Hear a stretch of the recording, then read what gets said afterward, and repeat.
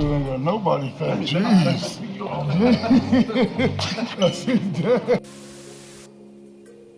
Ngannou Francis, issu d'une famille pauvre d'Afrique, SDF à Paris et champion du monde aux États-Unis. Je te garantis que son histoire va littéralement transformer ta vie.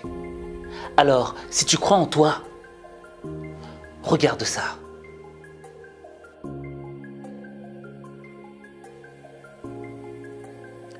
Francis Ngannou est né au Cameroun, dans un petit village. Il est issu d'une famille très peu aisée. À l'âge de 6 ans, ses parents divorcent.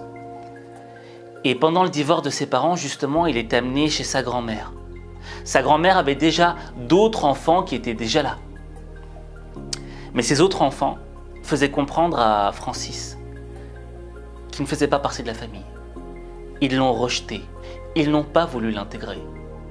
Et ça, c'est déjà une des premières, je dirais, blessures, une des premières méchancetés de la vie qu'a dû vivre Francis Ngannou. Ensuite, il a été d'école en école. Et le fait de changer d'école a fait qu'il n'a pas pu vraiment s'intégrer avec ses camarades d'école. Il était toujours un petit peu rejeté, celui qu'on laisse au fond de la classe. J'ai grandi. Je suis né d'une famille très pauvre. On a toujours eu à manquer de tout. Toute mon enfance, je l'ai passé de gauche à droite. Et ça fait que j'ai jamais eu d'attache. À chaque fois, je devais passer une année scolaire dans un établissement et l'année prochaine, je devais le passer dans un autre. J'avais jamais d'amis, ni même de camarades de classe. Je pense que c'est ça qui a développé mon côté solitaire. Arrivé à l'adolescence, Francis se dit qu'il aimerait bien être architecte, parce qu'il aime bien les maths et il sent qu'il est capable de lire un plan. Ou bien avocat, parce que lorsque ses parents ont divorcé et qu'il a vu les honoraires d'avocat, il s'est dit « mais il y a moyen de se faire de l'argent et je pourrais au moins aider ma famille ». Mais c'est là que le bas blesse. Tu vois, Francis avait ses rêves là, mais il est très vite retombé sur terre. Parce qu'il a dû aller travailler dans les mines de sable. Travailler dans les mines de sable juste pour ramasser un salaire de misère afin de manger, afin de pouvoir aller à l'école. Et le temps passant, année après année, à force d'avoir travaillé dans ces mines de sable, il y a un moment où Francis se pose des questions. Il se pose des questions sur sa vie, sur où est-ce qu'il en est. Qu'en sera-t-il de son avenir s'il continue à travailler justement dans ces mines de sable? Une vie pas animée, pas ambitieuse, pas rien.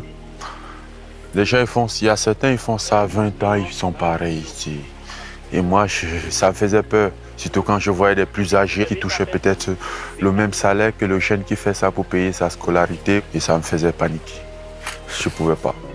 Bref, à l'âge de 22 ans, Francis décide de partir dans la capitale économique du pays, Douala. Et il décide d'y faire de la boxe. Pourquoi la boxe?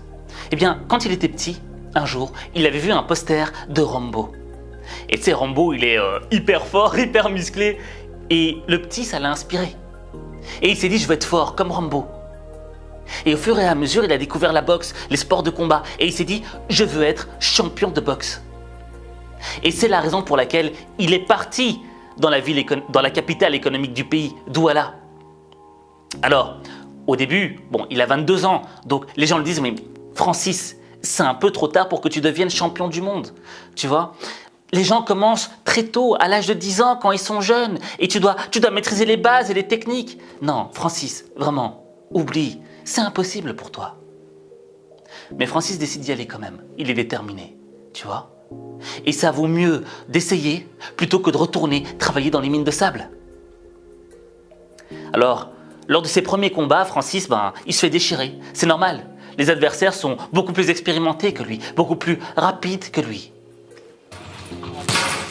À 22 ans, commencer la boxe, c'était perdu d'avance. Surtout que j'étais déjà un poids lourd qui n'avait jamais fait du sport dans sa vie. Les gens ils disaient que j'étais fou, que j'avais perdu la tête. Le jour où j'ai mis les gants pour la première fois, les mecs en face de moi, ils étaient très rapides. J'arrivais pas à les toucher, ils me touchaient quand ils voulaient. J'ai compris que c'était pas gagné. Lors de mon premier combat, c'était difficile aussi. Parce que je me suis fait toucher au premier round. Il y a eu un clic dans ma tête. J'ai pris les choses en main. Tellement j'étais agressif, l'arbitre a dû arrêter le match. Mais il était évident que je devais quitter le Cameroun, aller autre part ailleurs où j'aurais plus de chances dans la bourse. Mais l'atmosphère pour Francis était trop négative. Tu vois ce que je veux dire? Tout le monde le regardait bizarrement. Les gens disaient mais tu n'y arriveras pas, ça ne sert à rien. Et Francis comprend que, en restant dans cet endroit, c'est vrai, il n'arrivera à rien. Et il est temps pour lui de partir, de découvrir un autre endroit où est-ce qu'il pourra peut-être réaliser son rêve. Et c'est là que commencent les galères.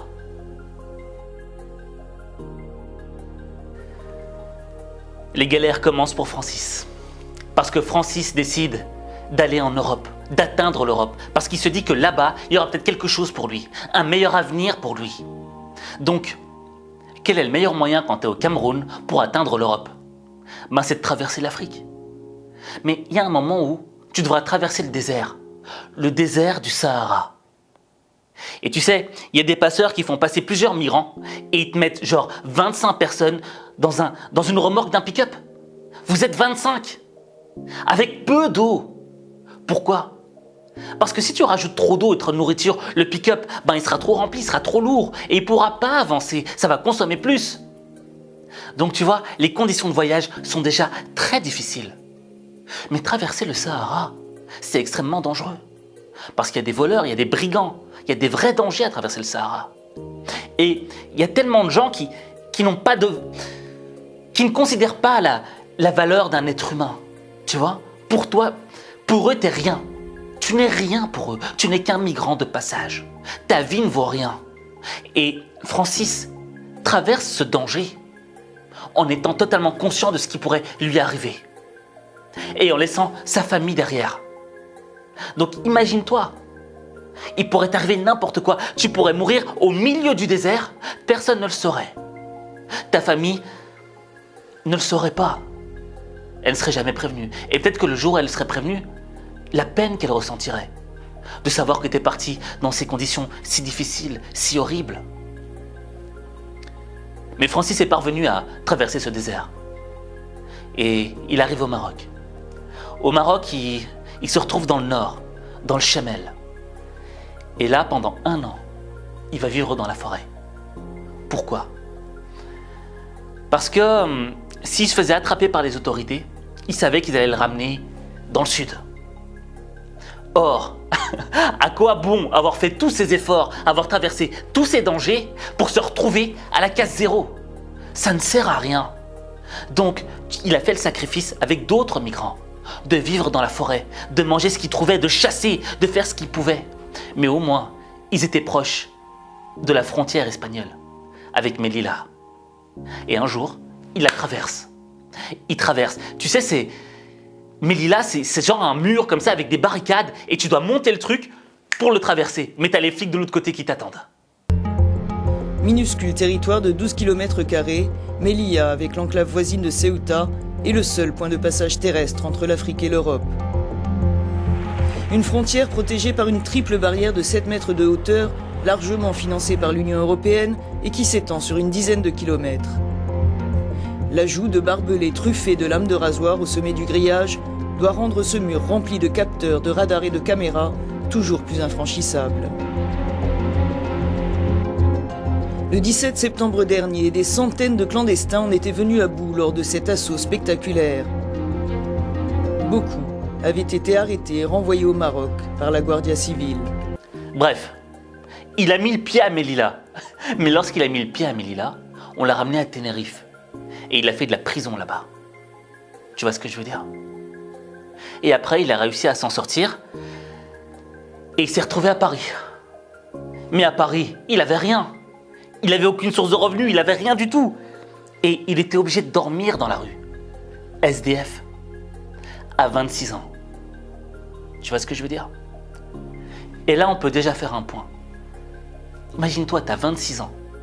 T'as traversé plein de galères, t'as rien en poche, t'as pas un sou, ta famille est de l'autre côté. Je veux dire, t'as l'impression d'avoir gâché ta vie. T'as l'impression que ta vie est foutue, qu'elle est terminée, de ne pas l'avoir réussi. Mais Francis, il a un autre mindset. On l'appelle le prédateur. Pourquoi est-ce qu'on l'appelle le prédateur? Parce que, tu sais, dans la vie, on a deux choix. Soit on décide d'être une proie, soit on décide d'être un prédateur. La spécificité de la proie, c'est simplement de subir les choses, de subir le monde, de subir les attaques. Tu subis toute ta vie. Et parfois tu te plains. Francis, lui, il a décidé d'être un prédateur. Le prédateur, c'est quoi? Eh bien, je pense que la plus belle image du prédateur, c'est le loup. Parce qu'un loup, il est indépendant. Un loup, il ne demande rien à personne. Un loup, il compte sur lui-même. Et tu sais, je fais souvent ce parallèle entre le loup et le chien. Je sais pas si tu l'as remarqué, mais un chien, il attend qu'on lui donne la nourriture. Le chien, il attend qu'on le sorte avec la laisse. Le chien attend qu'on lui donne. Un loup, tu pourras jamais lui mettre une laisse. Un loup, il n'attend pas à ce que tu lui donnes à manger. Le loup chasse de par lui-même. Et ça, c'est le mindset du prédateur. C'est de se dire, je n'attends rien des autres, je compte sur moi-même parce que je suis responsable de ma vie, je suis responsable de mes rêves. Et tu sais, quand Francis arrive à Paris et qu'on lui dit, oui mais tu sais Francis, c'est pas facile ici à Paris, c'est dur, c'est pas ce que tu crois, c'est pas le paradis. Voici ce que répond Francis. Ceux que je rencontrais, ils me disaient, tu risques d'être déçu. La France, c'est pas aussi le paradis tel que tu t'imagines. Je dis, mais je veux pas le paradis. Le paradis dont je rêve, c'est le paradis que moi j'aurais créé. Et croyez-moi, je vais créer mon paradis. Et là où certains se seraient dit, c'est bon Francis, tu y es arrivé, t'es en Europe, t'as fait le job. Eh bien non. En réalité, tout ne faisait que commencer. Et donc, tu sais, quand Francis Ngannou arrive en France, à Paris, quelle est la première chose qu'il fait? Il cherche une salle de boxe. Parce qu'il a toujours ce rêve qui habite en lui, devenir champion de boxe. Alors il va chercher une salle, et il trouve une salle. Et là, il y a un moment, il y a un coach qui le regarde en train de boxer, et il voit ses mouvements, et il voit comment est-ce qu'il boxe. Et à un moment, il lui dit, mais Francis, tu devrais faire du MMA. Ça correspond plus à ton style. Et Francis, qu'est-ce qu'il répond? Ouais, d'accord, je le fais. Même s'il ne savait pas c'était quoi du MMA. Il ne savait pas c'était quoi du MMA. Mais il devait saisir l'opportunité. Tu vois ce que je veux dire? Quand t'as rien, tu dois saisir chaque opportunité comme si c'était la dernière. Et il l'a saisi. Et il s'avère que Francis Ngannou, c'est un homme qui a une force physique, une force athlétique exceptionnelle, au-dessus de la normale. Tu vois ce que je veux dire? Et ça, c'est important. Je veux dire que, tu sais, chaque personne dans ce monde a reçu un don. Chaque personne dans ce monde a un trésor au fond de soi. Toi, moi, Francis, on a tous reçu un don. D'accord? Francis, il savait le don qu'il avait reçu. Il a reçu une force exceptionnelle. Une force qui lui permettrait d'atteindre justement plusieurs types de sports de combat. Connaissant ce don, il a décidé de le développer, de l'utiliser. Parce que ça ne suffit pas d'avoir un talent. Il faut le travailler ensuite. Et Francis Ngannou, il s'est donné corps et âme pour s'améliorer, pour devenir meilleur. Jusqu'à un jour, atteindre la reine des compétitions de MMA, c'est-à-dire l'UFC.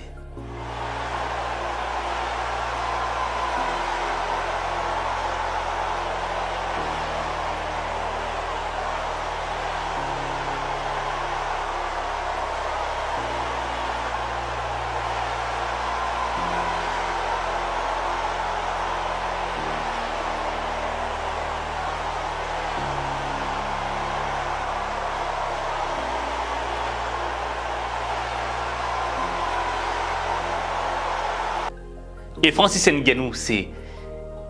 Franchement, il a fait des combats exceptionnels en MMA. Vraiment des combats de légende.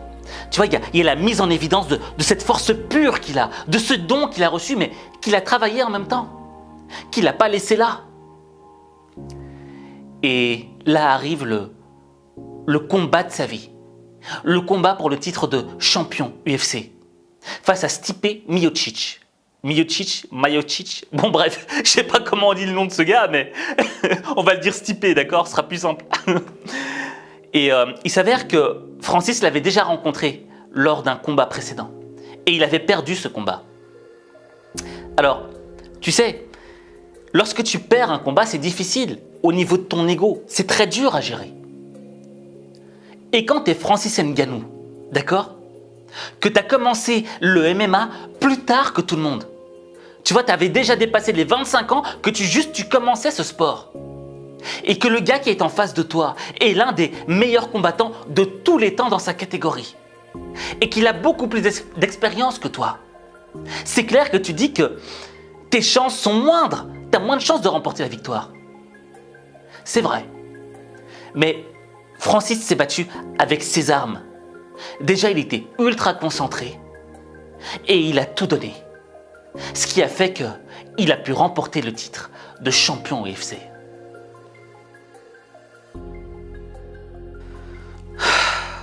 Bon, moi je vais t'avouer que quand j'ai découvert l'histoire de Francis Ngannou, j'avais grave honte. J'avais grave honte de moi-même.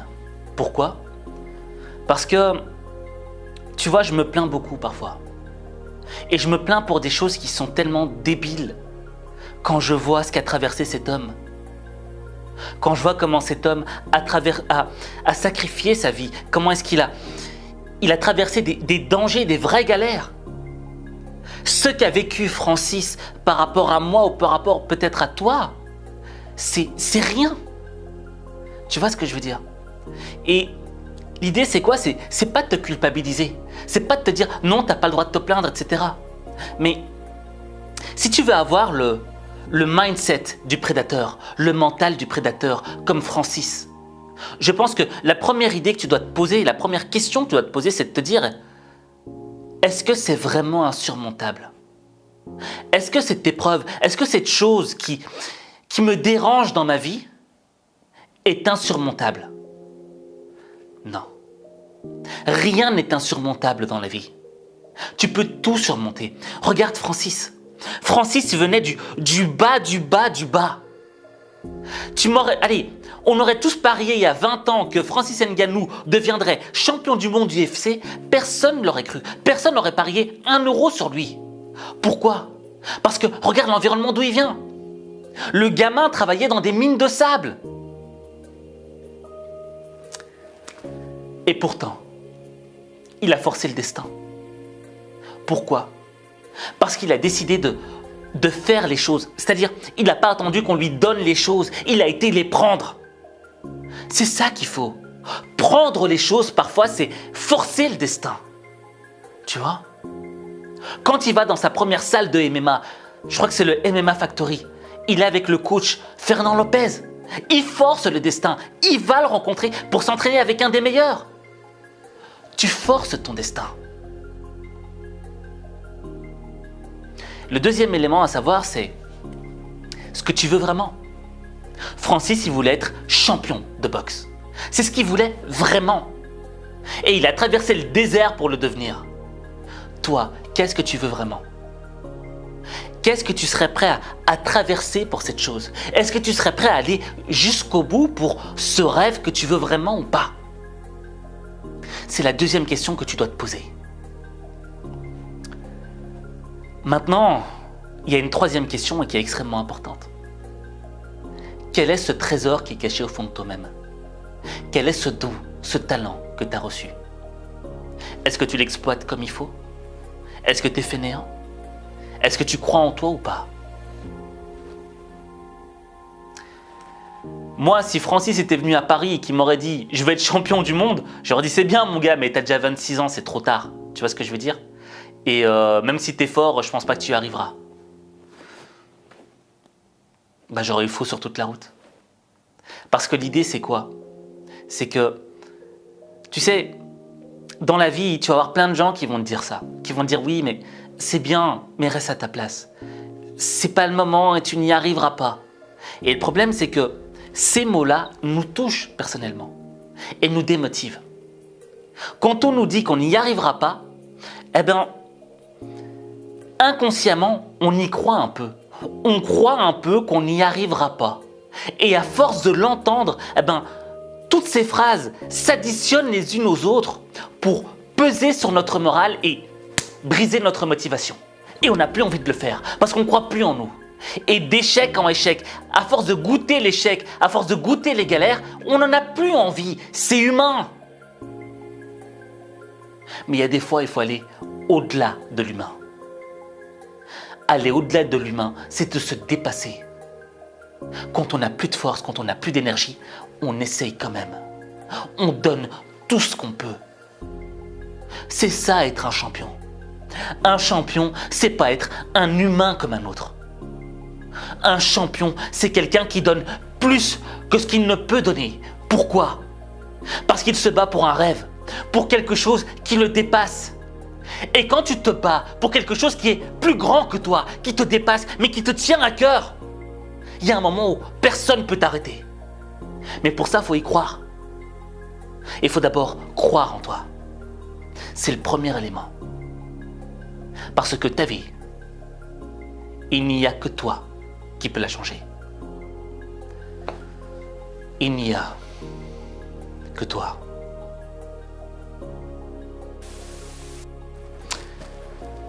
Tu sais, je pense que c'est une des vidéos qui a été la plus difficile pour moi à faire.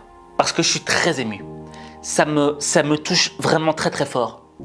Parce que j'ai reçu beaucoup de messages de gens qui traversaient justement le désert. Des gens qui ont traversé le désert pour atteindre l'Europe.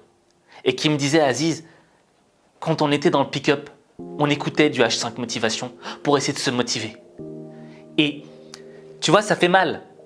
Ça fait mal de savoir que il y a des gens qui vivent des choses tellement difficiles et que toi, tu vis dans le confort, mais tu essayes d'apporter un petit truc. D'accord? Tu essayes d'apporter une petite chose à ces gens. Une petite chose au monde, quoi. Et moi, ça me touche vraiment. Et ce que je voudrais, c'est que toi aussi, tu apportes ta touche au monde. Une touche qui pourra aider les gens.